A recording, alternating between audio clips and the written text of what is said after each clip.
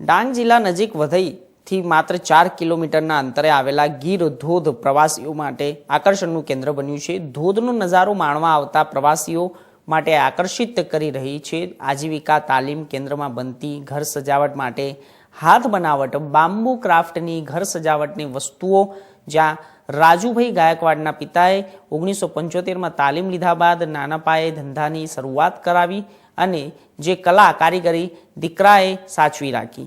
કલા કૌશલ્ય થકી વર્ષોથી રોજગારી મેળવી રહ્યા છે। સાથે સાથે અન્ય બેરોજગાર યુવાઓને પણ કલા કારીગરી શીખવી પગભર કરી રોજગાર આપી રહ્યા છે।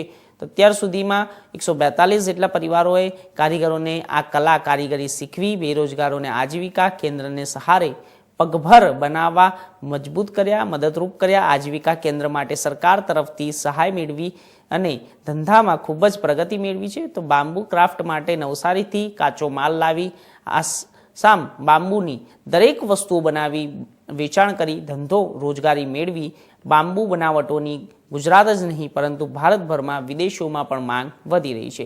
તમામ વસ્તુઓના ઓર્ડર મુજબ કારીગરો બનાવી આપે છે, જેમાં સોફા સેટ, ટેબલ, પર્સ, મૂર્તિઓ, ચાવી, સ્ટેન્ડ અને ટોપલીઓ અને જેવી આસામની બાંબુથી ઓર્ડર બનાવતી મજબૂતીવાળી વસ્તુઓ આપે છે અને કામના સાથોસાથે ત્યાં જ બેરોજગાર 15થી 20 કિલો જે માણસો છે તે રોજગારી આપી રહ્યા છે અને સાથે સાથે સરકાર તરફથી એમનું સન્માન પણ કરવામાં આવ્યું છે।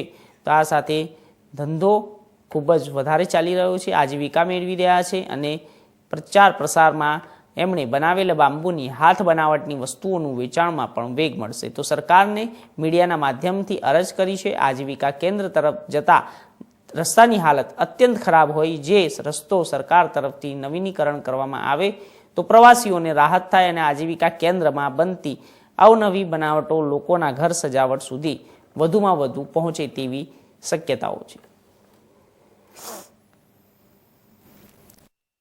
ગોડાઉનની એક મહત્વની આ સુવિધા ઊભી કરી છે, જેમાં અમે ઘણો બધો સ્ટોરેજ આમ 25-30 લાખનો સ્ટોરેજ કરી શકીએ છીએ ને સારી રીતે આમ અમને સરકાર તરફથી પ્રોત્સાહન રૂપે આ 5 લાખની સુવિધા અમને સારી રીતે પૂરી પાડી છે ને વઘઈથી આવવામાં માત્ર 3 કિલોમીટરની અંતરે એક ગીરાધોધ આવેલું છે, જ્યાંથી ખરું ને 400 મીટરની દૂરી પર આ આપણું ગોડાઉન આવેલું છે, જે આજીવિકા તાલીમ કેન્દ્ર છે ને એના માટે અમારે એક જ અપેક્ષા સરકાર પાસેથી છે કે ત્યાં રસ્તો સીસી રસ્તો અથવા ડાંબર રસ્તો બની જાય તો પ્રવાસીઓ અહીંયા સુધીની સારી રીતે મુલાકાત લઈ જાય અને 12-15 હમણાં હાલમાં કારીગર છે એની જગ્યાએ અમારો એક ધ્યેય છે કે 25-30 કારીગરોને અહીંયા રોજગારી પૂરી પાડીએ એવી અમારી આશા છે।